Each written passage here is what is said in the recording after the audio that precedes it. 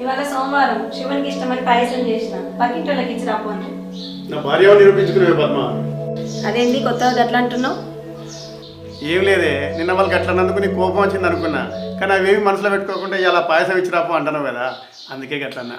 పడుసు pets అంటారు కదా, వాళ్ళు ఏదో తెలియక తప్పు చేసిండ్రు, మనం తెలిసి తప్పు చేయొద్దు కదా. సరేనే, ఇచ్చేది.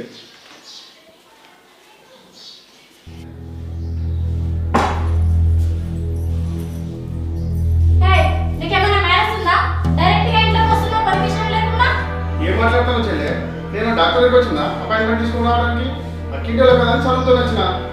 చెల్లెండి చెల్లె, నువ్వు మా డాడీకి పుట్టావా నేను మీ డాడీకి పుట్టానా? ఏం మాట్లాడుతున్నావు అమ్మా? ఇలా సోమవారం శివునికి పాయసం చేసింది నా భార్య, మీకు కూడా పంపింది.